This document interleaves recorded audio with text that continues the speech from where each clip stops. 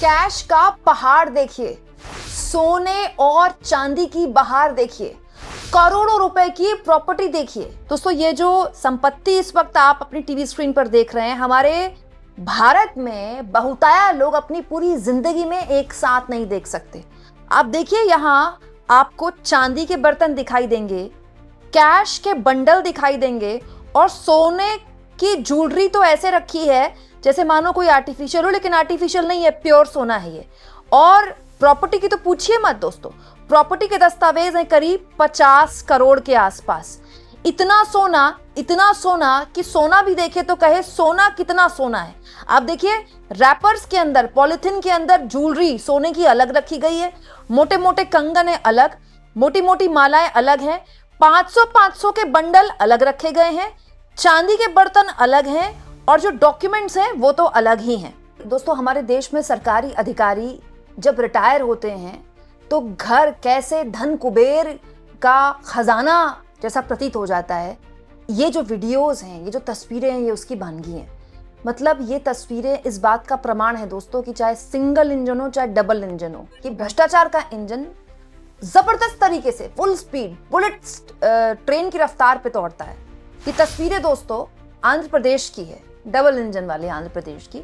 यहाँ पर anti corruption bureau यानी कि एसीबी ने पंचायत राज विभाग के रिटायर्ड अधिकारी, रिटायर्ड हो चुके हैं साहब, रिटायर्ड अधिकारी के घर पर छापा मारा, तो जिन्होंने छापा मारा उनकी आंखें भी चौंधिया गई। कैश का पहाड़ है और सोने और चांदी की ज्वेलरी तो ऐसे रखी गई है जैसे बच्चे नहीं खेलते हैं खिलौने, वो घर घर वाले खिलौने, उस टाइप की। दोस्तों, ये उस देश की हालत बता रही हूँ जहां पर एक नॉर्मल मिडिल क्लास आदमी के घर में शादी हो जाए तो अंगूठी और कान के छोटे से बालियां बनाने में उसकी हालत खराब हो जाए। सोना और चांदी किस तरह की रफ्तार पकड़ चुका है, आसमान पर है, आप जानते हैं। दोस्तों, ये जो पूरा वाकया है ये श्रीनिवास राव से जुड़ा हुआ है। श्रीनिवास राव 1990 से किस विभाग में सेवाएं दे रहे हैं मैं आपको बताती हूँ। पंचायत राज विभाग से रिटायर हुए हैं ये। 1990 में इन्होंने सर्विस शुरू की थी, ठीक है। 31 दिसंबर 2025 में रिटायर हुए थे, पिछले साल आखिरी दिन, साल के आखिरी दिन, ठीक है। विशाखापट्टनम से सुपरिटेंडेंट इंजीनियर एसी के पद से रिटायर हुए थे, ठीक है। और एसीबी को विश्वसनीय सूत्र से यह जानकारी मिली कि इनके ठिकानों में, इनके घरों में जो इनकी आय रही है पूरी सर्विस के दौरान, उससे कहीं ज्यादा इन्होंने संपत्ति भी अर्जित की है और इनके पास कैश और बाकी सामान भी रखा हुआ है। अधिकारी ये भी बता रहे हैं दोस्तों कि अब तक राज्य में इतनी बड़ी बरामदगी कभी नहीं मिली किसी छापे में जो अब मिली है, क्योंकि जो सामान आपको दिख रहा है ना, ये तो कुछ भी नहीं है। प्रॉपर्टी, जो प्रॉपर्टी के कागजात दिख रहे हैं ना आपको, 50 करोड़ की प्रॉपर्टी मिली है, 50 करोड़ की property. Can you believe that? पूरा जो बरामदगी हुई है उसके बारे में जानकारी दे देती हूँ। एसीबी के अधिकारियों ने तलाशी के दौरान भारी तादाद में नकदी पकड़ी है। आप देखिए, लाखों रुपए तो इसमें साफ तौर पर दिखाई दे रहे हैं, इसको करोड़ों भी कह सकते हैं। 500 की गड्डियां हैं, तो आप सोच लीजिए कि कितना कैश होगा। जेवरात दिख ही रहे हैं, जमीन के कागज भी दिख ही रहे हैं। करीब अधिकारियों के हिसाब से 2.5 किलो सोना मिला है, 2.5 किलो सोना, 20 किलो चांदी और 61,87,000 कैश मिला है। ये एसीबी का दावा है, ठीक है। 61 लाख से ऊपर कैश मिला है और करोड़ों की जमीन के कागजात तो खैर मैं आपको बता ही चुकी हूँ।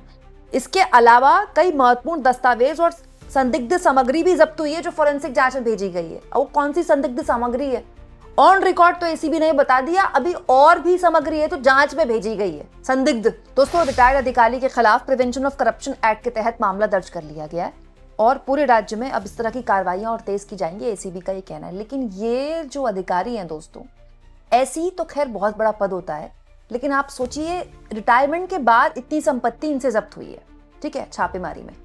कब से ये सर्विस में है, कितना तो खर्च हो गया होगा, कितना तो कहां लग गया होगा।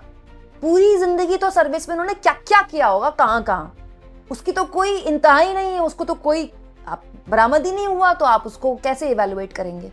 ये है डबल इंजनों का हाल। सोचिए 1% अगर ये किसी ऐसे राज्य से आ रहा होता जहां पर गैर बीजेपी या गैर कांग्रेसी सरकार है या फिर कांग्रेस की सरकार है, तो भाजपाइयों ने क्या तमाशा किया खड़ा कर दिया होता।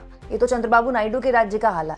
वही दोस्तों, इसी तरह की खबर मैंने आपको कुछ महीनों पहले दिखाई थी, ओडिशा से भी आई थी।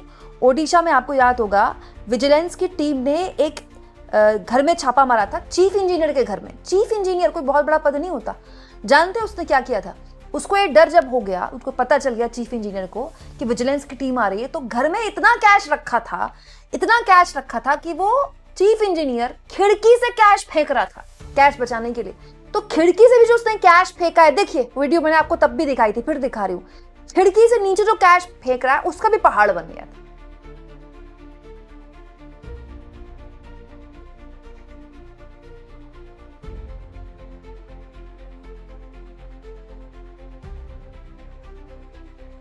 जो बरामदगी हुई है दोस्तों, वो करीब 2 करोड़ से ऊपर की बरामदगी हुई थी। तब भी विजिलेंस की टीम बहुत ही हैरान हुई थी।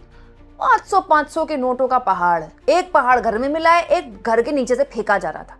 सोचिए, नोट फेंकने पड़ रहे हैं डर के मारे, तो कितने नोट रखे होंगे। ये डबल इंजनों का हाल बता रही हूं मैं। हालांकि भ्रष्टाचार हमारे सिस्टम में दीमक की तरह इतना अंदर घुसा हुआ है ना दोस्तों, कि चाहे सिंगल इंजन हो चाहे डबल इंजन हो, ये ऐसे ही काम करता है। प्रशासन अपने तरीके से काम करता है, अधिकारी अपने तरीके से ही काम करते हैं। दोस्तों, एक नेता से कुछ साल पहले मेरी बात हो रही थी ऑफ द रिकॉर्ड, तब उन्होंने हंसते हुए एक बात बोली थी कि नेता तो बेमतलब में गाली खाता है, असली काम तो जो ये प्रशासन के लेवल के अधिकारी होते हैं ये करते हैं। क्योंकि कोई भी सरकार आ जाए, चाहे इनकी आ जाए चाहे उनकी आ जाए, ये अपने तरह से ही काम करते हैं। System works like this. बल्कि सिस्टम के लिए तो भी कहा जाता है कि अगर कोई ऐसा अधिकारी आ जाए जो भ्रष्टाचारी नहीं है, जो पैसा नहीं खाता है, उसके लिए सिस्टम में काम करना मुश्किल है। या तो उसको तबादले झेलने पड़ेंगे, या फिर वो उसका कैसे ना कैसे उसका काम करना मुश्किल हो जाए। क्यों? क्योंकि सबका जो कोटा है वो बंधा हुआ है, किसको कितना जाएगा, किसको कितना मिलेगा। लेकिन इसमें सबसे ज्यादा डरावना ये है दोस्तों कि चाहे युवा अधिकारी हो, उनको लेकर भी ऐसी शिकायतें आती हैं, और जो पूरी सर्विस दे चुके हैं उनको लेकर भी ऐसी शिकायत आती है। मतलब हम 25-30 साल पहले जहां थे, हम आज भी वही हैं। भ्रष्टाचार को लेकर देश की राजनीति में कितना बड़ा उबाल खड़ा हुआ। अन्ना का आंदोलन हो गया, बाबा रामदेव का आंदोलन हो गया, अरविंद केजरीवाल की उससे पार्टी बन गई, मोदी जी पीएम बन गए देश के। लेकिन भ्रष्टाचार खत्म हो गया क्या? पता नहीं अन्ना कहां बैठे होंगे, इस तरह की वीडियो देखते होंगे तो। सोचिए किस लेवल का करप्शन है, किस लेवल का, कि छोटे छोटे कामों के लिए भी लोगों को पैसे देने पड़ते होंगे। तभी तो इन अधिकारियों के जिनके घरों में छापे पड़ रहे हैं कि कोई खिड़कियों से पैसे फेंक रहा है, और किसी के घर में सोने चांदी का पहाड़ है, कैश का पहाड़ है, करोड़ों रुपए की संपत्ति, 50 करोड़ की संपत्ति। यहाँ एक जमीन का टुकड़ा लेने में अगर 20-22 लाख की कोई जमीन ले ले मिडिल क्लास आदमी, तो वो कम से कम 5 साल पीछे चला जाता है। वो इतना उसका हाथ टाइट हो जाता है। 50 करोड़ की संपत्ति को रातों रात तो इकट्ठा हुई नहीं होगी। 50 करोड़ की संपत्ति इकट्ठा करना अपने आप में कितनी बड़ी बात है।